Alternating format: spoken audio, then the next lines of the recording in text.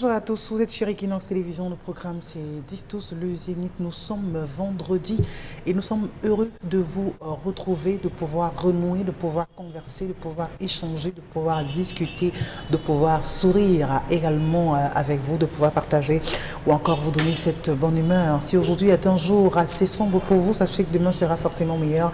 Si vous donnez les moyens et les possibilités, sachez que vous êtes maître de votre destin et vous devez faire des actes ou alors poser des actes assez fertile, assez fécond, qui pourrait également prospérer. Allez, vous le savez, le menu principal sur ce plateau, c'est l'information. On discute toujours autour de tous ces sujets qui font l'actualité.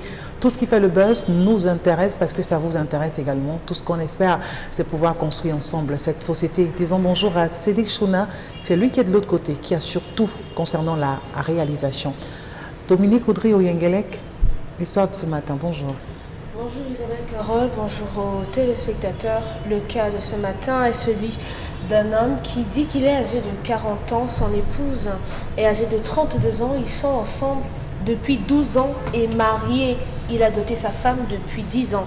Leur première fille a 10 ans précisément. Depuis la grossesse de ma première fille, rien n'a plus été pareil dans notre couple. Il a commencé à avoir des tensions, j'ai commencé à consommer de l'alcool et de fil en aiguille, malheureusement, je l'avoue, j'ai commencé à lever la main sur mon épouse de temps à autre. Aujourd'hui, nous avons 6 enfants. Le problème qui se pose, c'est qu'il y a 2 semaines, je n'avais pas bu du tout. Je suis rentrée ce jour-là du champ un peu plus tôt. L'histoire nous vient d'un village. Je suis rentrée du champ un peu plus tôt. Et ce jour-là, mon épouse m'a encore servi du riz. J'étais tellement exaspérée. C'est vrai que je ne rationne pas grand-chose, mais j'étais fatiguée de manger le riz ce jour-là. Et lasse de le répéter à ma femme, j'ai balancé le plat de côté. Je n'ai pas compris ce qui s'est passé ce jour-là. Ma femme m'a sauté dessus. Elle m'a tapé, elle m'a battu. On aurait cru que c'était un camion qui m'était passé dessus. J'ai dû la mordre sur la joue pour me sortir de ses mains et j'ai fui, je me suis réfugiée chez ma mère. Ça fait 2 semaines, je partage la même chambre que ma mère parce que les autres chambres de la maison, les autres maisons de la concession sont occupées par mes frères. J'ai envoyé mes frères récupérer mes documents, notamment mon acte de naissance à la maison parce que cette femme, je ne veux plus d'elle, mais elle exige que je revienne chez moi en personne prendre cet acte. Et elle a menacé mes frères en disant, si l'un de vous se ramène encore ici, dans cette maison pour demander quoi que ce soit de Robert, je ne donne pas cher de votre peau. Donc aujourd'hui, j'aimerais savoir, est-ce que je devrais me faire accompagner par des forces de l'ordre? Est-ce que je devrais mettre ma maman devant qui est sensiblement âgée de 70 ans, comme une sorte de bouclier pour que ma femme ne lui fasse pas du mal? Qu'est-ce que je dois faire? Aujourd'hui, ça fait 2 semaines, je n'ai pas pu voir mes enfants, je n'ai pas pu parler à mes enfants et je comprends aujourd'hui pourquoi le jour du mariage, tous ses frères sont venus à tour de rôle me saluer, me féliciter en disant « Vraiment, tu as épousé notre sœur, tu es un homme. » Donc c'est un homme qui a fui le mariage. En quelque sorte. En il dit que ce qu'il a ressenti, ce que les gens voient en apparence n'a rien à voir avec ce qu'il a ressenti le jour que sa femme l'a touché. Ce que les gens voient en apparence, il fait allusion à quoi? Non. Sa femme l'a battu. Et visiblement, on ne voit rien. On ne voit pas de coups à part la lèvre qui est fendue. Okay, d'accord. Mais ce qu'il ressent en termes de douleur dans son corps est au-delà de ce que les gens voient. Je crois qu'il est plus meurtrier psychologiquement que physiquement aussi. Oui, on peut le dire ainsi. Aujourd'hui, il veut savoir s'il doit retourner dans son village. Comment il doit retourner prendre son acte? Parce qu'il a dit qu'il veut partir. Il veut plus de ce mariage. Mais il a peur de se retrouver là-bas seul avec cette femme qui peut lui arracher les dents. Et qui, elle, demande qu'il revienne à la maison. Qui vient lui-même prendre. Donc peut-être c'est une façon de la pâter. Il y a donc le problème, pourquoi pas? Oui. Vous pensez que c'est un moment de conciliation, de réconciliation aussi, de dialogue, de communication, Pamela? Oui, ça peut s'avérer vrai que la femme reconnaît son tort, elle avoue qu'elle a très mal fait, mais elle préfère que ce soit son mari qui vienne à la maison récupérer son acte ou bien toute autre chose. Maintenant, quand on voit un homme qui se plaint parce que sa femme l'a copieusement frappé, vous comprenez que j'imagine qu'il s'est trompé sur le casting de la femme. Il a choisi peut-être la mauvaise personne. Habituellement, ce sont des femmes qu'on voit, mon mari m'a battu, mon mari ne rationne pas, mon mari. Mais un homme qui ouvre la bouche en vous disant, j'ai peur de rentrer chez moi, il faut que ma mère m'accompagne. Mais ça veut dire qu'il est conscient qu'il allait très loin. Il est conscient qu'il allait très loin, mais il ne s'attendait pas à ce que sa femme réagisse ainsi. Parce que l'histoire nous révèle que c'est une zone agricole. Donc, forcément, même si l'homme ne rationne pas véritablement, au moins il s'attendait à ce qu'il ne doit pas manger le riz tous les jours. Parce que si c'était à Douala, ça aurait été le contraire avec la ration que le monsieur donne. Il estime que vraiment ils sont, je dis n'importe quoi, Tchang ou à Bafoussam, si je donne, même si c'est 2000, je ne suis pas censé manger le riz tous les jours. Au moins, je peux rentrer un jour que la femme a fait du pomme pilé parce que nous sommes à Bafoussam, on peut trouver ça facilement. Ou bien la femme a fait du manioc. Du moins, elle a varié les repas, mais ce n'est pas le cas. Mais non, ne pas avoir femme, vous savez qu'on ne peut pas faire du riz tous les jours. Oui, mais c'est ça que le monsieur se plaint, qu'il rationne ou pas. Quand il rentre, il sait que c'est le riz. Maintenant, je me dis que c'est sur la colère que le monsieur a balancé le plat. C'est où il a tout gâté. Je pense que c'est l'acte qui a mis. Donc, vous pensez que la dame faisait exprès de cuisiner uniquement le riz? Peut-être pour pousser son mari à bout. Oui, peut-être pour pousser son mari à bout. Elle sait bien que son mari n'aime pas le riz. Elle ne peut pas tous les jours. Maintenant, l'homme a mangé, comme on dit souvent. Je connais une dame comme ça, quand elle est bonne avec son mari, elle fait les plats qu'il n'aime pas. C'est-à-dire que comme elle sait qu'il n'aime pas le rousseau de maïs, elle s'arrange à faire le rousseau de maïs. Elle sait qu'il n'aime pas les pommes pilées, c'est ce qu'elle, toute la semaine là. Ce n'est que ça qu'elle va faire. Pour amener son mari à manger sur une autre personne, parce que c'est ça le résultat. Parce que lorsqu'il ne va pas manger à la maison, forcément il ne va pas dormir affamé. Même il va manger à la maison, il mange ailleurs. Ça on ne regarde pas. Quand votre mari rentre à la maison, quand il mange, vous ne voulez pas savoir s'il a mangé avant ou après. Quand il mange déjà, il va boire autant d'alcool qu'il pourra. Lorsqu'il arrive à la maison, quand il ouvre déjà son repas, il commence à manger. Vous êtes tranquille. Maintenant, l'homme qui le mange parce que vous avez préparé, il prend celui de balancer votre plat. Mais je pense que c'est assez fort quand même. Je pense que la femme n'a pas pu supporter parce qu'elle s'est posé une question. D'abord, tu ne me rationnes pas bien, tu te plains de repas que je ne peux pas. Mais tu manges, après tu prends encore le plat, tu balances. La femme a dit que non, je pense qu'ici tout va s'arrêter. Et c'est où elle a perdu sa raison. Mais il y a des choses, il y a des blessures qui sont inguérissables. Est-ce que ce n'est pas ce genre de blessure que ce monsieur a eu? C'est-à-dire que il a du mal à admettre, à raconter, même à dire que sa femme a mis main sur lui. Qu'on l'a battu, mais ton main c'est doux. Ce monsieur est traumatisé, où il est, c'est que quand il reste même, il sursaute, il n'arrive pas à réaliser que... Et il a peur de faire que quand il va rentrer, s'il rentre à la maison, madame va lui dire que tu connais non, parce que tu connais comment faire l'enfant. Mais attends. Elle dit quand l'enfant fait un peu déraper, tu dis, tu connais non. Ce monsieur est traumatisé, c'est déjà quand il reste même avec ses frères ou avec si vous avez des enfants bizarres, l'enfant, quand le père va dire l'enfant, il va dire que je vais dire, il va te taper. Imaginez comment la femme là a traumatisé toute une famille de par son mari, les enfants. Parce que l'homme même en allant chez lui, c'est que il était débordé. Vous voyez pas un homme qui va arriver chez lui dire à sa mère que ma femme m'a tapé. C'est qu'il est débordé. Il ne sait même pas où est-ce qu'il va aller. Il est obligé de dire la vérité. Il est contraint de dire la vérité à sa famille, comme vous voyez là.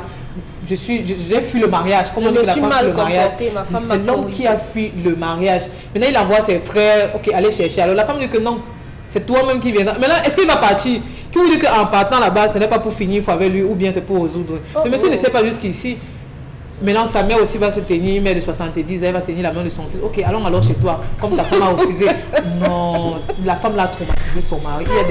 Il y a des hommes qui vivent quelque chose dans la relation.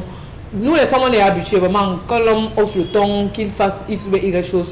Mais quand c'est un homme qui subit ça, je pense que la femme là, elle est. Lorsqu'on veut entreprendre un combat, on dit qu'il faut toujours regarder l'adversaire d'abord avant d'entreprendre quelque action que ce soit, pour être sûr qu'en face, vraiment on soit au-dessus de la personne. On ne va pas entamer une guerre et ne pas avoir les armes ou encore les outils nécessaires pour braver ce combat. Je ne vois pas de problème. Je ne vois pas de problème. Lui, il en a un. Non. De la même manière qu'il a fui, qu'il rentre chez lui. C'est tout. Quitte à ce qu'on l'assomme encore de coups. Qu'il rentre chez lui. Quitte à ce qu'il se fasse encore rouer de coups de poing. Mais qui va le taper? Sa femme. La dose qu'on lui a donnée, c'est même pas encore remis. Qu'il rentre en suppliant. C'est tout. C'est lui qui avait l'habitude de taper. La femme lui a dit, je vais te montrer. Qu'il rentre chez lui, c'est tout. Il n'a rien à dire. Il va appeler sa mère, appeler. Ceux qui étaient là n'ont pas pu se séparer. On l'a molesté complètement. C'est sa mère de 70 ans qui rentre chez lui. Il n'a pas voulu qu'on l'aide à trouver une femme Il a forcé, il a trouvé sa femme, il a assumé. Même le jour du mariage, quand on le félicitait, il ne posait pas de questions. Poser des questions par rapport. Tu as choisi la bonne femme, félicitations. Il n'a pas mené d'enquête. Donc vous pensez qu'un homme peut déceler ou alors mener une enquête pour savoir si sa femme est forte ou pas, Chalamel? Toujours. C'est la première chose. C'est la première chose quand vous êtes ensemble. Comment ça? Un de vous attaquer. Non, quand vous êtes au fiançailles, il faut tester. Si la femme te met le dos au sol, quitte. Donc vous allez créer un problème qui n'existe pas. Oui. Parce que vous voulez savoir le degré de colère de l'autre. Ça fait partie des tests de mariage. Chez les Bantous, c'est comme ça. Donc Chalamel, il a péché à ce niveau, c'est ce qu'il devrait faire. C'est pour ça qu'on lui dit que moi je lui demande de rentrer, vraiment. Qu'il rentre subir son mariage, vivre son mariage. À vous écouter, ça veut dire que c'est proscrit d'épouser une femme qui vous dépasse physiquement. Mais c'est ce qu'on dit ici tous les jours, Isabelle Caron. Tous les jours on dit, avant de prendre femme, faites le gabi. Avant de prendre femme, enquêtez. Avant de prendre femme. Il est entré déjà. Vous croyez que c'est demain-là qu'on va prononcer le divorce ou la séparation de corps? Il dit, chérie, je m'amusais seulement. Tu as pris au sérieux comment? Jusqu'à me taper.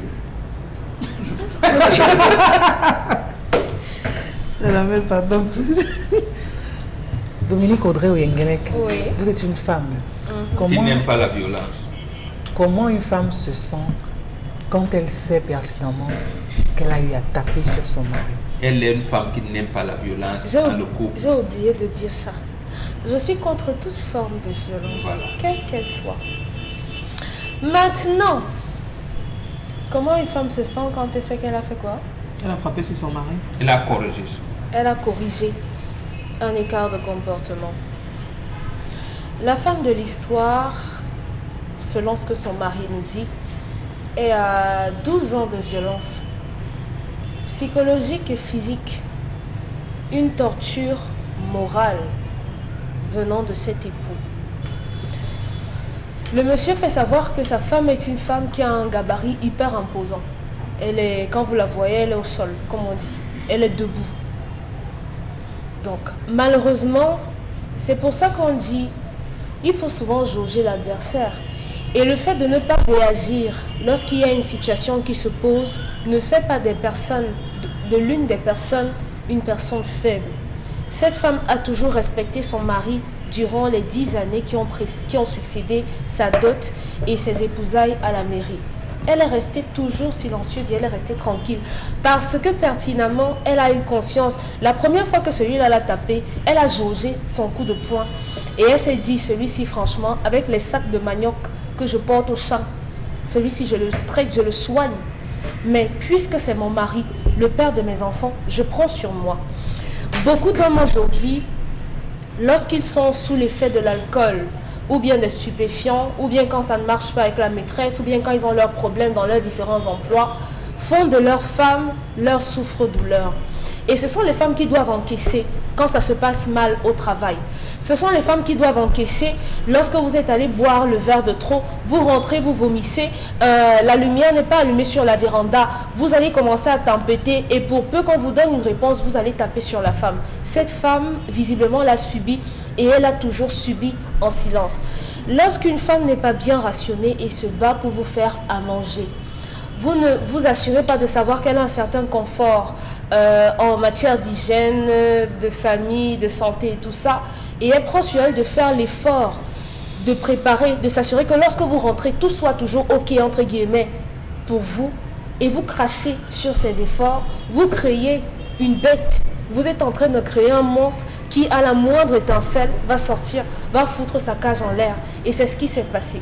Parce qu'en balançant la nourriture, vous avez craché sur tous les efforts de votre femme et elle n'a pas supporté.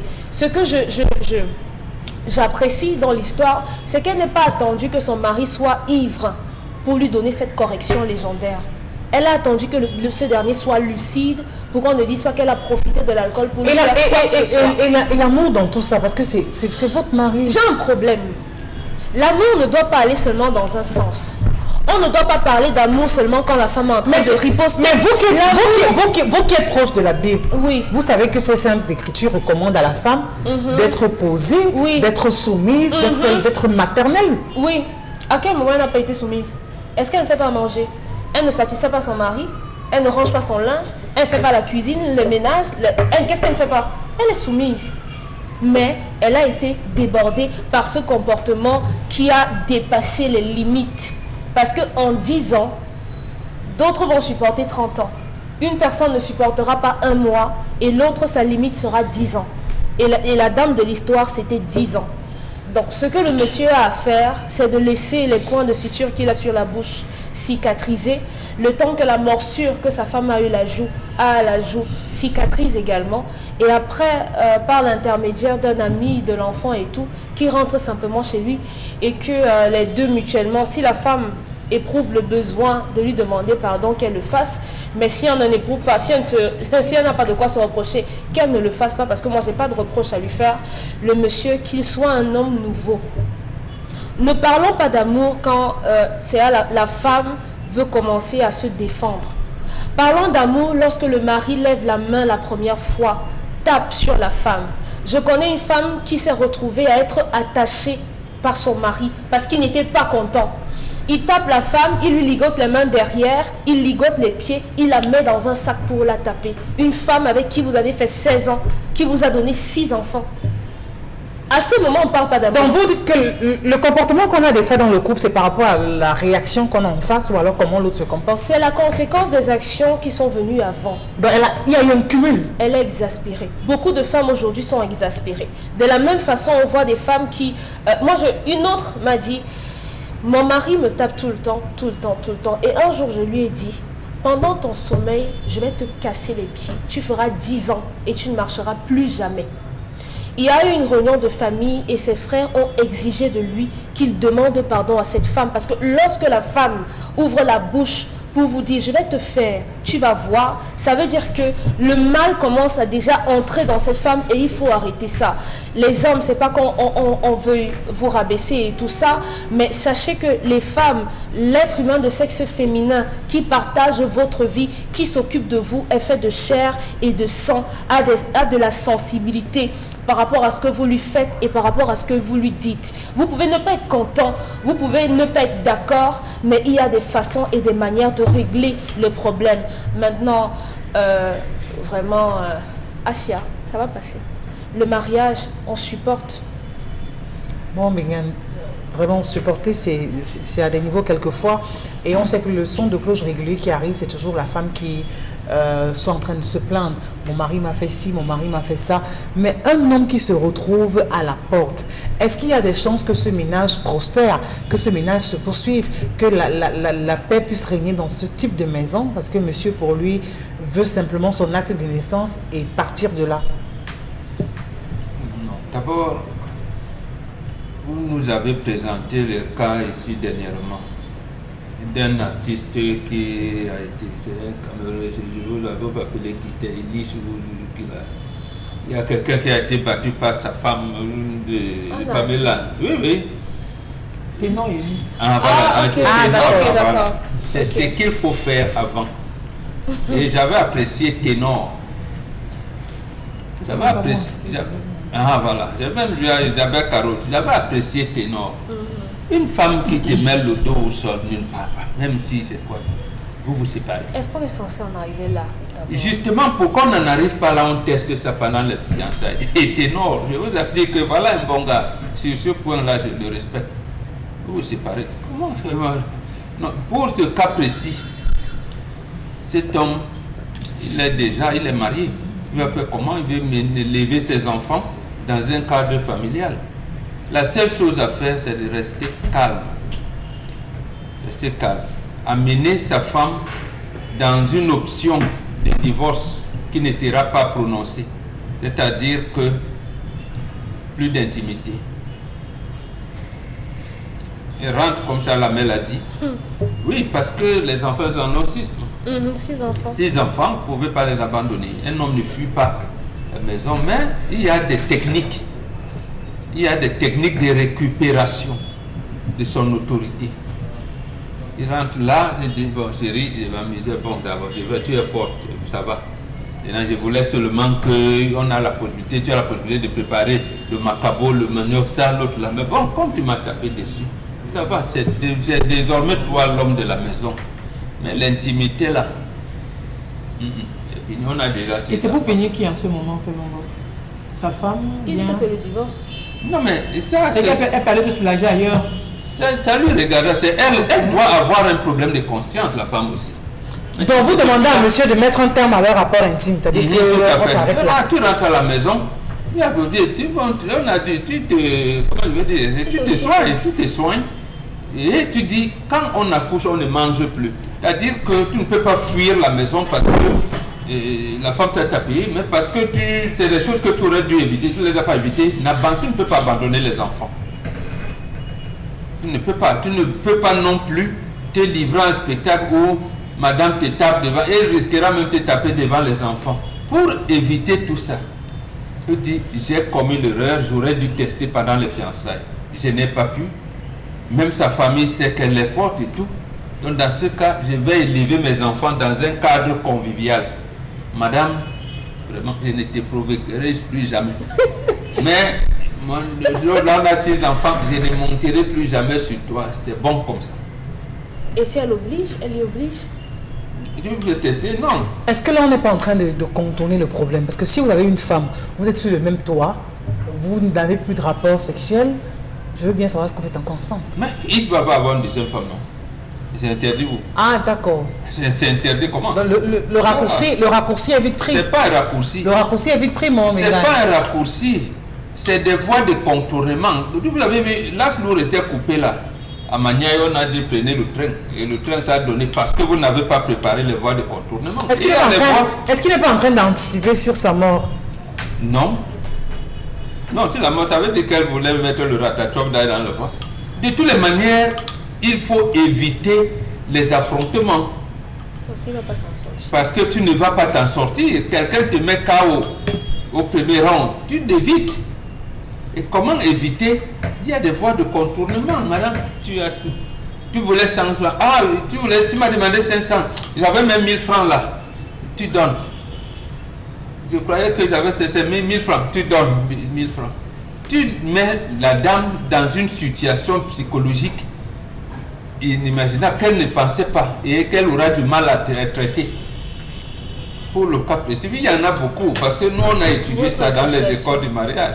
Maintenant, non, lui par exemple, il ne peut plus adhérer dans notre association. Des hommes battus. Non, oui. Pourquoi? Bon, en fait, parce que les techniques là-bas, et c'est pour ça que le Bureau national, le monde ne soit pas d'accord, ils aiment toujours aller en justice. Je leur ai dit qu'il y a des méthodes traditionnelles qu'on peut utiliser. Parce qu'il faut conserver l'harmonie au sein du couple. C'est-à-dire que les micmacs entre vous et votre femme doivent rester là-bas dans la chambre. Les enfants ne doivent pas sortir. Donc, même s'ils ont des trucs, ils doivent sortir devant les enfants en souriant. Même si le cœur n'est pas, tu dois sourire. Puisqu'il a fait ça pendant 10 ans sur la femme. La femme sortait en souriant. Les enfants sont dans un cadre convivial. Il faut aussi que lui, il assume ça. Mais tu mets madame dans une situation psychologique qu'elle ne pourra pas traiter. Nous avons l'association des violences faites aux hommes au Cameroun. Ouais. Voilà, bon, maintenant si elle veut adhérer pour partager, on partage nos peines là-bas et tout, voilà, il peut adhérer, mais il n'y aura pas de procès, on n'entend pas de procès. Guéris-toi, peut-être tu rentres avec un de tes beaux-frères, tu lui avoues que je ne savais pas pourquoi tu m'avais salué le jour là. Madame m'a aussi, moi-même j'ai dit yes. Moi, je ne comprends pas. Moi, il va te dire, voilà, tu rentres. Oui. Lorsqu'une femme. Lorsqu'une femme est battue et qu'elle ramène son histoire, on lui dit non. Essayez de revoir votre comportement. Ne parlez plus comme ça. Ne marchez plus comme ça. Votre mari est votre Dieu. Il est votre respiration et tout. Mais lorsqu'un homme vous dit j'ai battu ma femme pendant 10 ans et un jour elle m'a battu, vous lui dites le mariage doit s'arrêter. Non, ça s'arrête comme le mariage ne s'arrête pas. Oui, il demande de prendre une autre femme. C'est où le problème? C'est la meilleure des options. Il ne divorce pas. Il divorce pourquoi? Et si la femme continue à frapper son mari? Non. Non, encore que si elle peut frapper les deux. Elle peut même les taper. Elle peut frapper et son mari et sa copine, ça pourra encore être plus scandaleux. Je crains que le même homme ne revienne pour dire Dominique Audrey parle de mon histoire. Le grand frère qui t'a salué le jour du mariage va lui dire, et le jour où tu seras cicatrisé, tu l'accompagnes, tu as un plan B, là où tu iras respirer. Merci à vous, Mégane. On va passer à présent à la colère. On va rappeler aux testataires qu'ils ont la possibilité de réagir. Il y a la page Facebook ou encore le numéro qui s'affiche au bas de l'écran pour envoyer leur message. La colère à présent.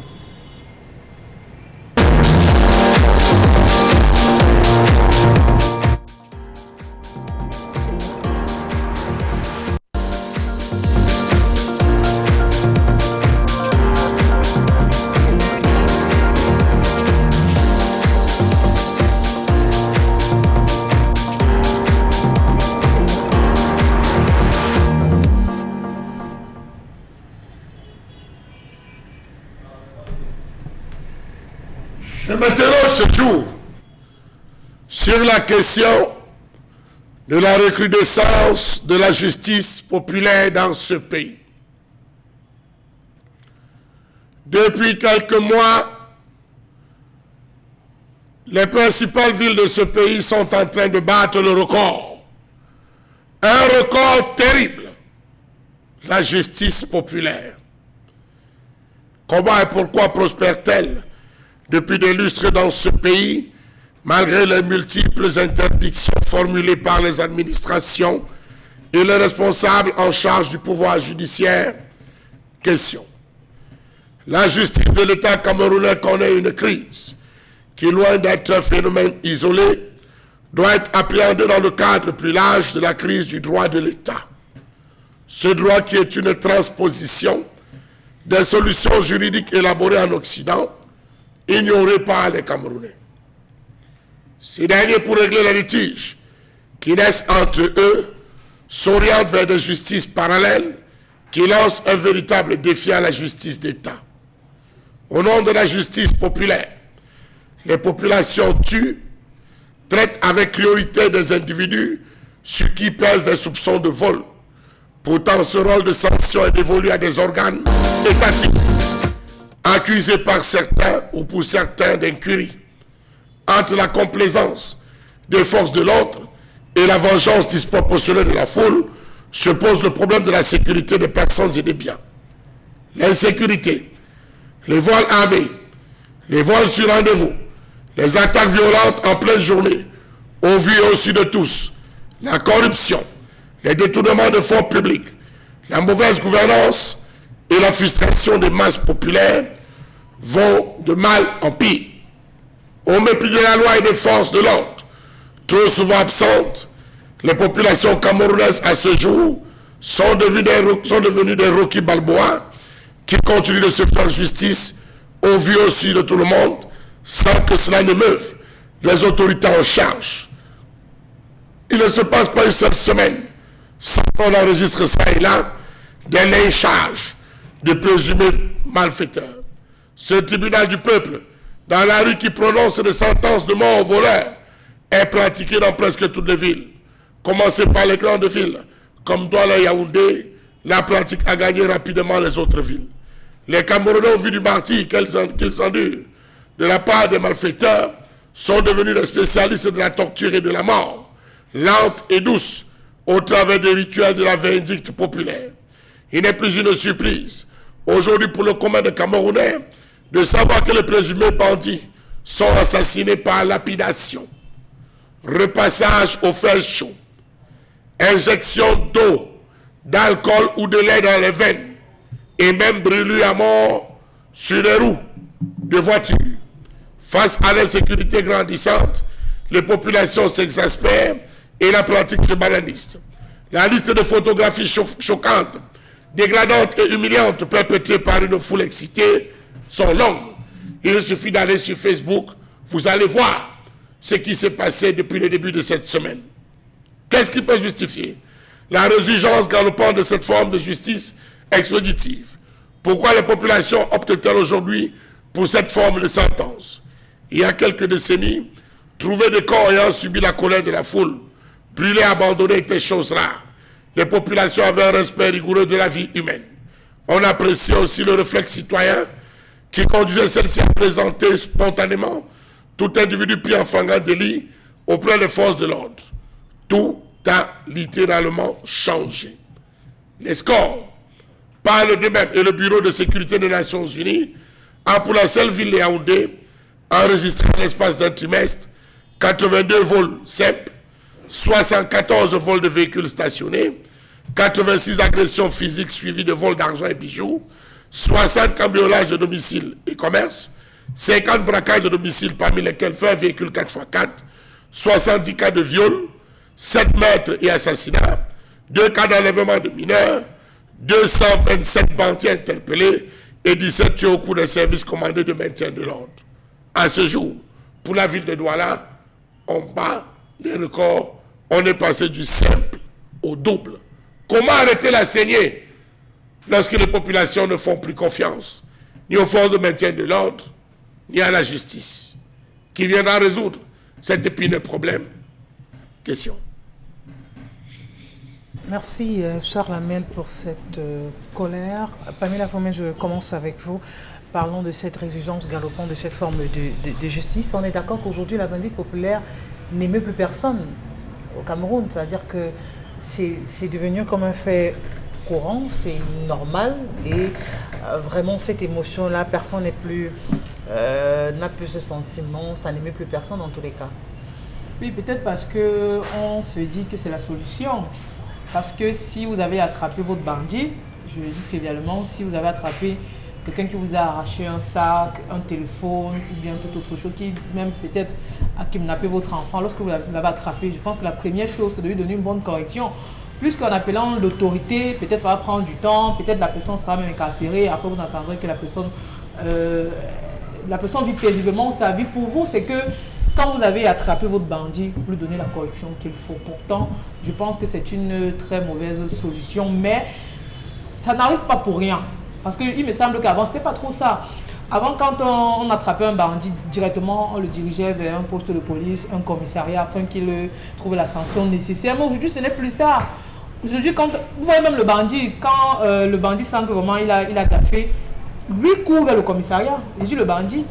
Quand il sent qu'on est en train de l'entourer, on veut dire jeter les comment est-ce qu'on appelle ça, les pneus sur lui. Lui-même, il se rend parce qu'il sait que là-bas, au moins, il ne sait pas comment il va faire, ou il va se justifier, ou bien... Il aura la vie sauve. Oui. Là-bas, il sait qu'il aura la vie sauve. D'abord. Peu importe tout ce qui va se passer, au moins, il va respirer, quoi. Exactement. Qu'il est en prison, qu'il fasse 10 ans, 30 ans, au moins, pour le moment, c'est qu'il est sauvé. Maintenant, les Camerounais ne comprennent plus ça.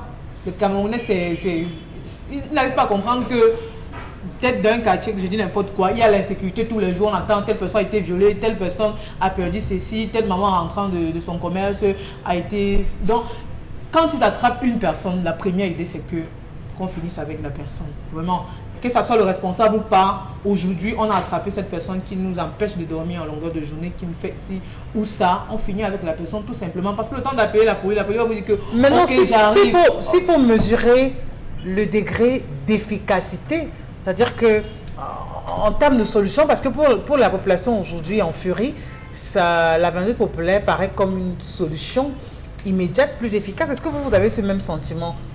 Je pense qu'à ce moment, c'est un mouvement de colère qui les anime. Comme je le disais, c'est un mouvement de colère parce que eux-mêmes, quand ils le font, donc quand ils finissent de faire ce qu'ils ont à faire, ils prennent la poudre d'escampette, ils fuient carrément. Donc quand ils ont lâché le feu et puis eux-mêmes ils savent parce qu'ils savent que si l'autorité arrive, eux également seront punis parce qu'ils n'ont pas, ça ne revient pas de leur fonction de faire ce genre de choses. Bien au contraire, c'est la police qui va leur dire que non, d'accord, nous on va gérer le dossier, mais la population, on va faire comment? Elle veut une justice parce qu'elle estime que l'autorité en charge n'a pas fait ce qu'il devait faire et du coup elle prend sur elle de réagir ainsi. D'ailleurs, c'est pas normal, encore que la loi punisse ces actes. Bon, Mingane, est-ce que la vindicte populaire, du moins parlons des proportions qu'elle continue de prendre au fil du temps, au lieu de rétrécir, ne cesse de s'épaissir, ne trahit pas simplement les limites du pouvoir en place? Absolument. La confiance qui commence à s'effriter. Il n'y a pas que la confiance, il y a que nous sommes moulés, nos États sont moulés à l'Occident. Vous avez entendu dernièrement, je l'ai dit ici, on a commencé à violer les femmes en pleine rue à Nantes. juge, parce que les gens s'en les plaindre. Mais là-bas, pourquoi il n'y a pas de juge populaire? Parce qu'on a mis en place un dispositif, j'allais dire, de l'État qui permet de réguler quand il y a des dérives dans la société. Ici, nous n'en avons pas dans notre pays. Nous avons triché le code pénal des Blancs, le code civil des Blancs. Nous avons oublié d'intégrer dans le corpus des lois, j'allais dire quoi, le règlement des conflits selon nos us et coutumes. On ne l'a pas intégré et chaque fois nous plaidons pour cela. Comment on punit un bandit dans le contexte africain, dans le contexte bantou? Si on l'avait intégré ça, on aurait. Or, aujourd'hui, ce qui se passe, et pour ça que j'ai discuté dernièrement avec les étudiants et certains enseignants de droit de l'université de Douala, ils me disent, non, toi-même tu es l'État. Je leur ai dit, non, je ne suis pas l'État. Je suis la nation. Ce qui se passe, c'est qu'il n'y a pas de réconciliation entre l'État et la nation. La nation, c'est les citoyens. C'est-à-dire qu'il faut que les citoyens se reconnaissent aux institutions qui encadrent leur développement. Or, au Cameroun, on ne se reconnaît pas. C'est pour ça que la méthode est devenue barbare. Et la barbare, on a tendance à dire que, ah oui, c'est les Noirs. Ils sont... Non, ce n'est pas vrai. Cette justice privée, c'est comme ça que le premier président de la Cour suprême l'appelle. Oui, c'est condamnable. Parce que ça n'intègre pas, et Charles Hamel l'a dit, ça déshumanise la société. Et pour humaniser la société, il n'y a pas que les lois des Blancs. Il dit condamnation à mort, condamnation à prison et tout. Voyez bien, surpopulation carcérale et tout ça. Maintenant, il n'y a pas de loi. Qu'est-ce qu'on doit donc faire? Il faut questionner les méthodes traditionnelles qu'utilisaient nos parents pour punir ces cas de vol, de viol, de braquage, il y en avait. C'est pas aujourd'hui que la violence a commencé au monde. Donc, il faut qu'on revisite. En fait, ce qu'il nous faut, c'est la renaissance. Il nous faut une renaissance. Donc, effectivement, le régime, mais il faut changer le système. Le régime du renouveau ne peut pas. Il faut changer tout le système au jour là. C'est comme ça que les UPC l'appellent. C'est le système au jour là qu'il faut changer. C'est-à-dire organiser une espèce de constituante, une assemblée constituante pour remettre les bases du fonctionnement d'un Cameroun nouveau. C'est ce que la Centrafrique essaie de faire, mais dans un État colonial, ne peut pas. C'est ce que le Mali essaie de faire, mais avec pas bien un certain nombre de choses, malheureusement. Mais c'est barbare. L'Africain ne veut pas accepter ce type de barbarie. Dominique Audrey, malgré ce qu'on a enregistré, qu'on continue d'enregistrer comme vindicte populaire. Et qui n'est pas fini. Oui, qui n'est pas fini parce que tout récemment encore, je crois que c'est dans des quartiers dans le 3e ou 2e arrondissement de la ville de Douala où des populations n'ont pas hésité à lyncher derrière la loi. Est-ce que ça met un terme à cette insécurité grandissante? Parce que la vindicte populaire, oui, on se rue à le faire, mais on est toujours en train... Je me rappelle au niveau de PK8 une fois, on a arrêté un conducteur de moto, on était en train de le taper, et pendant ce temps, il n'y a quelqu'un qui a volé une moto. Donc, vous comprenez un peu? Donc, pendant qu'on est en train de lyncher un bandit parce qu'il a volé une moto, à la même occasion, il y a quelqu'un qui a volé une moto. Donc, est-ce que l'efficacité pour moi, elle est moindre? Elle est moindre. Il n'y a pas d'efficacité dans ce mode de fonctionnement, mais les populations qui pratiquent cela voient une sorte de frein. Simplement parce qu'ils vous diront, lorsqu'on arrête un bandit aujourd'hui et qu'on remet ce dernier aux autorités, le lendemain, celui-là revient. Donc, pour qu'on ne subisse pas la vengeance de ce dernier, on est obligé de se faire justice soi-même. Oubliant que le code pénal prévoit des sanctions pour quiconque atteinte à l'intégrité physique de quelqu'un, bien qu'ayant été pris sur un fait de vol ou du moins un voleur. Donc il n'est pas permis, il n'est pas autorisé de tuer quelqu'un, malheureusement.